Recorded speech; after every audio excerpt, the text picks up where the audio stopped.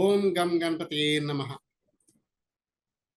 విఘ్నరాజు, విఘ్నేశ్వరుడు, గజాననుడు ఏ పేరుతో పిలిచినా అందరికీ అన్ని వేళలా ఎటువంటి ఆటంకాలు కలగకుండా చూచేటువంటి హైందవ దైవమే కాదు, ప్రపంచంలో అనేక దేవాలయాలలో అనేక దేశాలలో పూజలు అందుకునేటువంటి ఏకైక హిందూ ఆరాధ్య దైవము కేవలము విఘ్నేశ్వరుడు అంటే అతిశయోక్తి కాదేమో. ఈ విఘ్నేశ్వరుడికి 108 రూపాలని ఆగమ శాస్త్రం చెప్పబడింది. సాధారణంగా వినాయకునికి సంబంధించినటువంటి పూజ చేసే విధానాన్ని, అంటే మనకి పంచాయతనం అనేటువంటిది ఆది శంకరాచార్యులు ప్రవేశపెట్టినటువంటి ఒక పూజా విధానంలో మనకి వినాయకుడు సంబంధించినటువంటి పూజా విధానాన్ని, అంటే గణేషుని ప్రధానంగా చేసుకుని చేసేటువంటి పూజా విధానానికి గణాధిపత్యం అనేటువంటి పేరుతో చెప్పబడి ఉన్నది. అయితే ఈ గణేశునికి సంబంధించి ఆగమ శాస్త్రములో 108 మహోన్నతమైనటువంటి గణేష్ రూపాలు చెప్పారు. అయితే ఈ 108 లోపల 54, అంటే 108లో సగమైనటువంటి 54 గణేశుడి యొక్క రూపాలు ఉన్నతమైనటువంటి. ఇందులో మళ్ళీ 32 రూపాలు ముఖ్యమైనవి. ఈ 32లో మళ్ళీ విశిష్టమైనటువంటి వినాయక రూపాలు 21. ఈ 21 రూపాల్లో విశేషం ఏమిటంటే, విశిష్టం ఏమిటంటే, ఇది విష్ణుమూర్తి యొక్క దశావతారాలు, అలాగే రుద్రుని యొక్క ఏకాదశ రుద్రత్వానికి సంబంధించినటువంటి విషయాలు కలిసి 21 గణేష రూపాలు ఉన్నాయి. అంతేకాకుండా ప్రధానంగా వినాయకుడికి సంబంధించి 12 రూపాయలు అనేటువంటివి కూడా ప్రధానంగా చెప్తుంటారు. ఈ 12 సంఖ్య గురించి చాలా మందికి తెలుసున్న విషయమే. మనకి 12 నెలలు కానీ 12 సంఖ్యతో దాదాపుగా 12 రాసులు, ఈ 12 రాసుల్ని ఆ 108 ప్రధానంగా మనకి ఉత్కృష్టమైనటువంటి మహోన్నతమైనటువంటి 108 పాదాలు 108 రూపాయలుగా, అంటే నక్షత్రాలు యొక్క పాదాలు ఎన్నైతే ఉన్నాయో అన్ని రూపాలు ఉన్నాయి. ఎన్ని రాసులు ఉన్నాయో అన్ని రూపాలు కూడా ఉన్నాయి.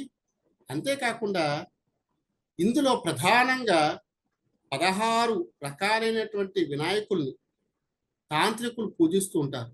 ఉదాహరణకి ఉచ్చిష్ట గణపతి కానీ, కనుదిష్టి గణపతి కానీ, ఇలాంటి గణపతుల్ని శీఘ్రంగా మనకి కోరిన కోరికలు ఇచ్చేటువంటి గణపతిని పూజించడం అనేటువంటిది సర్వసాధారణంగా తాంత్రికులందరూ చేస్తుంటారు. తాంత్రికులే కాదు, మంత్రవేత్తలే కాదు, విద్యా సంబంధమైన విషయాలే కాదు, సర్వము కూడా. ఎందుకని చెప్తున్నానంటే ఈ మాట, హిందూ సంస్కృతి సంప్రదాయాలలో జ్యోతిష్యం ప్రధానమైనటువంటిది. ఈ జ్యోతిష్యంలో ప్రధానంగా మళ్ళీ 12 రాసులు 108 పాదాలు, 12 రూపాయల్లోని వినాయకుడు ఉన్నాడు, 108 రూపాయల్లో కూడా వినాయకుడు ఉన్నాడు. కాబట్టి మొత్తం సృష్టిని అంతటినీ కూడా గణేష్ రూపంగా చూడగలిగేటువంటి తత్వం ఏదైతే ఉందో, ఆ గణేష్ తత్వాన్ని అర్థం చేసుకోవడం అనేటువంటిది చాలా ఉత్కృష్టమైనటువంటిది. మనకి అనేక రకాలుగా ఈ గణేశునికి సంబంధించినటువంటి విషయాలు తెలుసుకుంటుంటాం. ప్రధానంగా యోగాకి సంబంధించినటువంటి వినాయకుడి యొక్క విశేషాలు కనుక మనం చూసినట్లయితే, యోగ గణపతి అనేటువంటి పేరుతో వినాయకుడిని పిలుస్తూ ఉంటాం. ఆ యోగ గణపతి యొక్క స్థితిలో అతను ఎరుపు రంగు శరీర తత్వాన్ని కలిగి, నీలం రంగు వస్త్రాలను ధరించి, 4 భుజాలతో అతను ఎలాగుంటాడయ్యా అంటే యోగ ముద్రలో ఉంటాడు. కాళ్ళు 2 ఒకదానికొకటి ఇలా లింక్ వేసుకుని పెన వేసుకుని ఉన్నట్టుగా బంధించబడి, యోగముతో బంధించబడి ఉంటారు. ఇటువంటి యోగ గణపతిని పూజ చేయటం వల్ల ఆత్మ పరమాత్మ యొక్క సంయోగం కలిగి సిద్ధి బుద్ధి అనేటువంటి తత్వాలు ఉత్కృష్టంగా పెరిగి జ్ఞానం పెరుగుతుంది. యోగ గణపతి యొక్క దర్శనం కానీ, యోగ గణపతి యొక్క మహత్యం కానీ మనకి ముద్గల పురాణంలో ప్రస్ఫుటంగా మనకి కనిపిస్తూ ఉంటుంది. మరీ ముఖ్యంగా తాంత్రికుడి దగ్గర ఉండేటువంటి గణేష తంత్రం అనేటువంటి తంత్రంలో కూడా ఈ యొక్క యోగ గణపతికి సంబంధించిన విషయాలు ఉన్నాయి. అయితే యోగ గణపతి యొక్క ప్రాశస్త్యంలో మనకి ఒక మూలమంత్రం ఉంది. అదేమిటంటే ఓం గాం గూం గం యోగ భోగ సంయోగ గజకర్ణకేవం యోగ గణపతయే చిత్తం వసి. ఈ యొక్క మూలమంత్రంలోనే అన్ని విషయాలు చెప్పడం జరిగింది. మరీ ముఖ్యంగా మనస్సుని వశం చేసుకున్నట్లయితే అన్ని కోరికలు తీరుతాయి కదా. మనస్సే అన్నింటికీ కారణం కాబట్టి ఈ మనస్సును అదుపులో పెట్టుకున్నట్లయితే ఈ ప్రపంచ తత్వం తెలుస్తుంది, యోగ తత్వం తెలుస్తుంది. మనకి ఈ మూల మంత్రంలోనే యోగ శాస్త్రానికి సంబంధించినటువంటి మహర్షుల్లో పతంజలి మహర్షి చెప్పినటువంటి చిత్తవృత్తి నిరోధ అదే యోగం అని చెప్పి పతంజలి మహర్షి ప్రధానంగా ఒక సూత్రం చెప్పారు కదా. ఆ సూత్రము కూడా ఈ మూల మంత్రంలో ఉండేటువంటి చూడండి, చిత్తం వసి అంటే చిత్తం వశం అయిపోతే ఇంకేముంటుంది, ప్రపంచమంతా యోగమే.